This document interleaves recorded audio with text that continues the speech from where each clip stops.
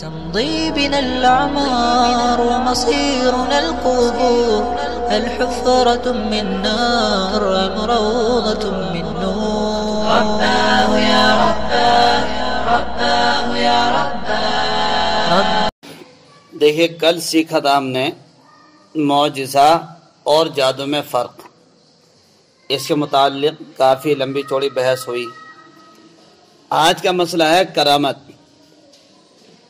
کرامت کہتے ہیں اگر ایسے کام کسی صحابی یا ولی یا اللہ کے نیک و متقی بندوں سے ظاہر ہوں تو ان کو کرامت کہتے ہیں۔ اگر کوئی ایسے کام جو عام طور سے لوگوں کی عادت نہیں ہے، خرق عادت، کوئی کام کسی ولی اللہ والے سے ہو جائے تو اس کو کرامت کہتے ہیں۔ اس لیے ظاہر کرتے ہیں تاکہ لوگ کرامت اس لیے ظاہر کرتے ہیں، دکھاتے ہیں تاکہ لوگوں پر ان کی ولایت ظاہر کریں اللہ تعالی۔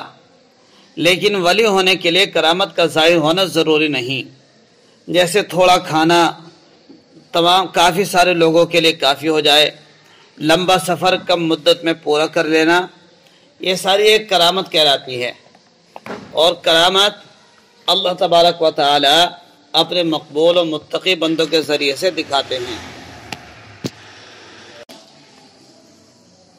ولی کہتے ہیں ایسے آدمی کو جو مسلمان خدا تعالی اور پیغمبر صلی اللہ علیہ وسلم کے حکم کی تابعداری کرے اور کثرت سے عبادت کرے، گناہوں سے بچتا رہے اور خدا اور رسول کی محبت دنیا کی تمام چیزوں کی محبت سے زیادہ رکھتا ہو تو وہ خدا تعالیٰ کا مقرب اور پیارا ہو جاتا ہے۔ ایسے آدمی کو ولی بھی کہتے ہیں۔ یہ بات ولی کی پہچان کیا ہے؟ تو مسلمان متقی پرہیزگار، کثرت سے عبادت کرتا ہو، خدا اور رسول کا خیال ہر وقت پیش نظر رہتا ہو۔ ایسے تمام لوگوں کو، ایسے شخصوں کو ولی کہتے ہیں۔ تمام صحابی خدا کے ولی تھے کیونکہ حضور صلی اللہ علیہ وسلم کی صحبت کی برکت سے ان کے دلوں میں خدا اور رسول کی محبت غالب تھی۔ دنیا سے محبت نہیں رکھتے تھے، کثرت سے عبادت کرتے تھے، گناہوں سے بچتے تھے، خدا اور رسول کے حکم کی تابعداری کرتے تھے، اس لیے تمام صحابی کو ولی بھی کہیں گے۔ لیکن کوئی صحابی یا کوئی ولی نبی کے برابر نہیں ہو سکتا۔ یہ بات ذہن میں رکھنے کی ہے کہ کوئی بھی صحابی یا کوئی بھی ولی نبی کے برابر نہیں ہو سکتا۔ صحابی ہونے کی فضیلت بہت بڑی ہے، اس لیے کوئی ولی صحابی بھی نہیں ہو سکتا۔ اگر کوئی عوام میں سے کوئی ولی ہے تو وہ صحابی کے برابر بھی نہیں ہو سکتا۔ اللہ رب العزت ولایت دکھا کر لوگوں کو ان کی ایک تو کرامت دکھا کر اپنی قدرت کا بھی مظاہرہ کرانا چاہتے ہیں، اور کوئی ولی شریعت کے خلاف چل کر نماز کو چھوڑ کر ولی نہیں بن سکتا۔ ایسا بھی نہیں ہے کہ کوئی ولی بن جائے اس کی نماز معاف ہو جائے۔ جب تک آدمی اپنے ہوش و حواس میں ہو اور اس کی طاقت اور استطاعت درست ہو تو کوئی عبادت اس سے معاف نہیں ہوتی اور نہ کوئی گناہ کی بات اس کے لیے جائز ہوتی ہے۔ جو لوگ ہوش و حواس اور استطاعت درست ہونے کی حالت میں عبادت نہ کریں، خلاف شرع کام کریں اور کہیں کہ ہمارے لیے بات جائز ہے، وہ بے دین ہیں، ہرگز ولی نہیں ہو سکتے۔ ایسے لوگ گمراہ ہیں، شیطانوں کا ان پر تسلط ہوتا ہے۔ شیطان بڑے عجیب انداز میں بہکاتا ہے۔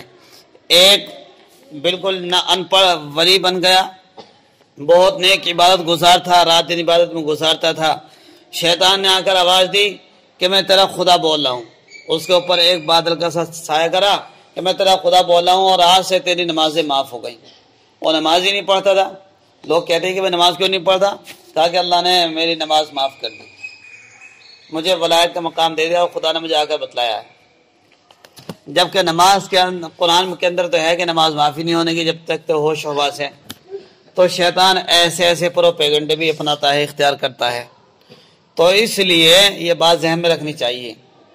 بعض لوگ ولایت کے تعلق سے بہت سے کرشمے ایسے ہو جاتے ہیں ولیوں کے ذریعے سے جو لوگ مانتے نہیں ہیں، حالانکہ وہ چیزیں اچھی نہیں ہیں۔ بہت سے امور ایسے ہیں جہاں تک ہماری عقل کی رسائی نہیں ہوتی اور ہم ان کو بعین ہی تسلیم کر لیتے ہیں۔ اسی طرح قرآن و حدیث کی روشنی میں امت مسلمہ کے ہر مسلک کا یہ عقیدہ ہے کہ اللہ تعالیٰ کے حکم سے بعض ایسے کام یعنی کرامات اس کے برگزیدہ بندوں کے ذریعے نمایاں ہوتی ہیں جنہیں انسانی عقل بظاہر قبول نہیں کرتی، تاہم عقیدے کی بنیاد پر ان کا یقین کیا جاتا ہے۔ عقیدے کی بنیاد پر ان کا یقین کر لینا بھی چاہیے۔ دنیا کے تمام مذاہب کی طرح دین اسلام میں بھی ابتدا ہی سے خرق عادت نہیں، عادت کے خلاف متعدد واقعات وجود میں آئے ہیں۔ خرق عادت دراصل وہ عمل ہے جس کا احاطہ انسان کی عقل کسی خاص زمانے و مکان میں بظاہر نہیں کر پاتی۔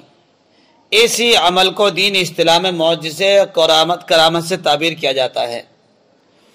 تو اس لیے تاریخ کی کتابوں میں اللہ کے کچھ مخصوص نیک بندوں کے حوالے سے خرق عادت کوئی نہ کوئی واقعہ ضرور پیش آیا ہے، ان کی طرف منسوب کیا جاتا ہے، تو کوئی وجہ ایسی نہیں ہے کہ ہم اللہ تعالیٰ کے حکم سے واقع ہونے والی اس کرامت کے انکار کو اپنے ایمان کی بنیاد بنا لیں۔ اگر کوئی شخص کسی برگزیدہ عالم دین سے ظاہر ہونے والی کسی خرق عادت عمل کو کرامت تسلیم کرتا ہے تو ایسے شخص کو قرآن و حدیث کی روشنی میں کسی بنیاد پر گمراہ قرار دیا جا سکتا ہے۔ یعنی کہ آدمی کا عمل دین اسلام کے خلاف بھی نہیں ہے، عالم ہے یا دین اسلام کے خلاف بھی عمل نہیں ہے، تو قرآن حدیث کی روشنی میں اسے گمراہ نہیں کہہ سکتے۔ اگر کوئی اپنی بدعقلی میں ایسے شخص پر گمراہی کی تہمت لگاتا ہے تو قرآن و سنت کی خلاف ورزی اور اس سے انحراف ہے۔ ابتدائی اسلام سے ہی بے شمار علماء کرام نے اولیاء کرام کے کرامات کو قلم بند کیا ہے۔ علامہ ابن تیمیہ رحمۃ اللہ علیہ بلا شبہ ان کی شخصیت کو عالم اسلام میں قدر منزلت کی نگاہ سے دیکھا جاتا ہے۔ انہوں نے اپنی ایک کتاب، مشہور کتاب ہے ان کی، الفرقان بین اولیاء الرحمن و اولیاء الشیطان، اس کتاب میں اولیاء کرام کے ذریعے رونما ہونے والے ایسے کرامات اور واقعات کا ذکر کیا ہے جنہیں بظاہر عقل تسلیم نہیں کرتی ہے، لیکن وہ واقعات وجود میں آئے ہیں۔ ان میں سے ایک دو واقعات ہم تمہارے سامنے رکھتے ہیں۔ دیکھیے، یمن کے رہنے والے مشہور تابعی حضرت عبداللہ ابن صوب الخولانی کو جھوٹی نبوت کا دعویٰ کرنے والے الاسود العنسی نے بلایا اور کہا کہ کیا تم گواہی دیتے ہو کہ میں اللہ کا رسول ہوں؟ انہوں نے کہا کہ میں تیری بات نہیں سن رہا ہوں۔ اس نے کہا کہ تم گواہی دیتے ہو کہ محمد اللہ کے رسول ہیں؟ انہوں نے کہا کہ جی ہاں، وہ اللہ کے رسول ہیں۔ چنانچہ آگ دہکا کر انہیں اس میں ڈال دیا گیا۔ لوگوں نے دیکھا کہ وہ جلتی ہوئی آگ میں اطمینان سے نماز کی ادائیگی کر رہے ہیں اور وہ آگ ان کے لیے ٹھنڈی اور سلامتی کی جگہ بن گئی۔ آگ کے اندر نماز پڑھ لیں اور آگ سلامتی اور ٹھنڈی بن گئی۔ اسی طریقے سے مشہور تابعی حضرت عامر بن قیس اپنی آستین میں 2000 درہم خیرات کے لیے لے کر نکلے اور راستے میں ملنے جلنے والے ہر سائل کو گنے بغیر اس میں سے دیتے جاتے۔ پھر جب گھر واپس لوٹے تو ان دراہم کی تعداد اور وزن میں کوئی کمی نہیں ہوئی، اتنے کے اتنے تو راستے میں لوٹاتے بھی چلے گئے۔ اسی طرح قافلے کے پاس سے آپ کا گزر ہوا جس کو ایک شیر نے روک رکھا تھا۔ آپ شیر کے پاس جا کر اپنے کپڑے اس کا منہ اپنے کپڑے سے اس کا منہ پکڑا اور اس کی گردن پر اپنا ہاتھ رکھ کر فرمایا، تو اللہ کے کتوں میں سے ایک کتا ہے اور مجھے اللہ سے شرم آتی ہے کہ تو اس کے سوا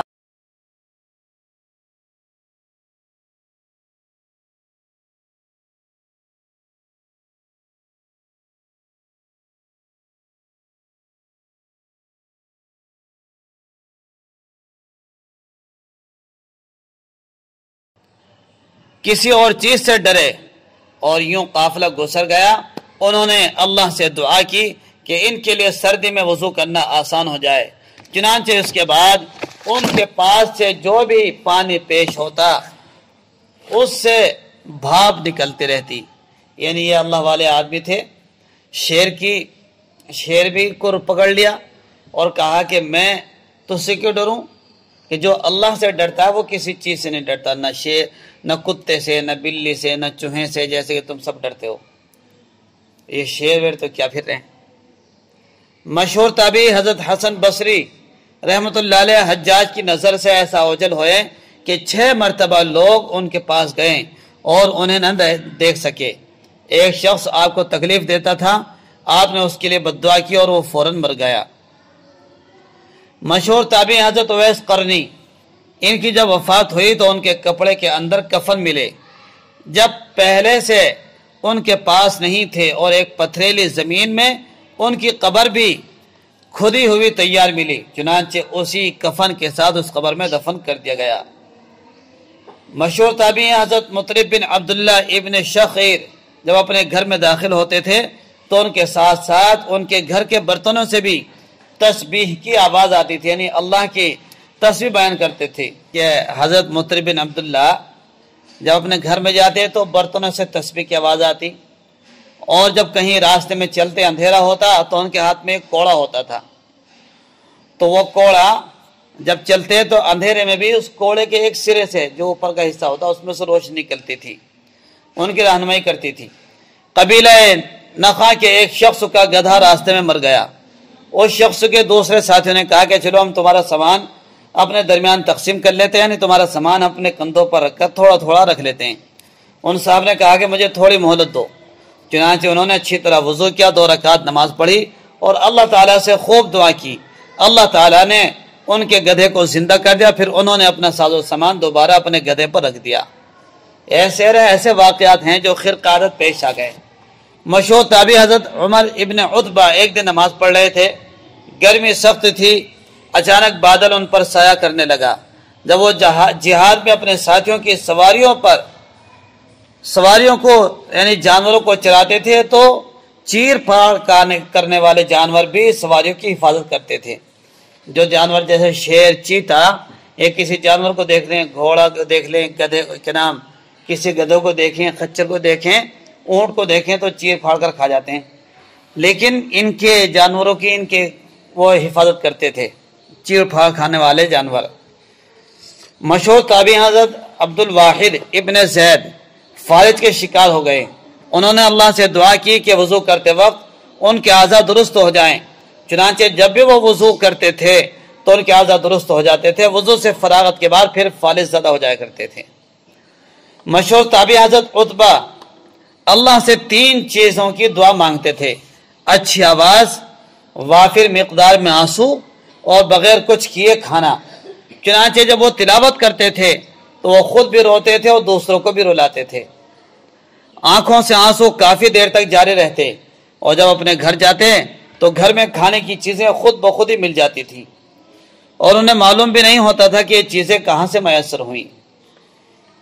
یہ چند واقعات جو آپ تمہارے سامنے رکھے ہیں مشہور عالم دین علامہ ابن تیمیہ کی کتاب الفرقان بین اولیاء الرحمن و اولیاء الشیطان سے نقل کیے ہیں۔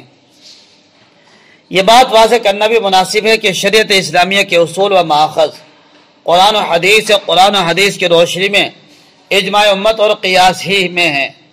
بزرگوں کے واقعات سے کوئی حکم ثابت نہیں ہوتا، لیکن نیک لوگوں کے واقعات سے بصیرت و عبرت ضرور حاصل ہو جاتی ہے۔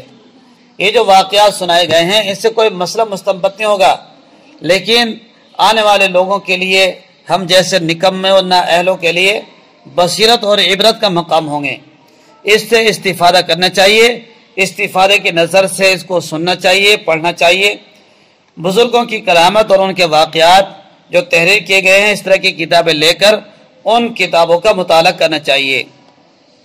بہت ساری ایسی کتابیں ہیں جس میں اللہ والوں کے کرامات، اہل سنت والجماعت کے کسی بھی مکتب فکر عالم دین سے خواہ وہ کسی بھی مسلک کا ہو، تصحیح کرنا یا ان پر تبصرہ کرنا، ان کو برا بھلا کہنا، یہ قطعاً دین نہیں ہے بلکہ قرآن حدیث کی تعلیمات کے سراسر خلاف ورزی ہے۔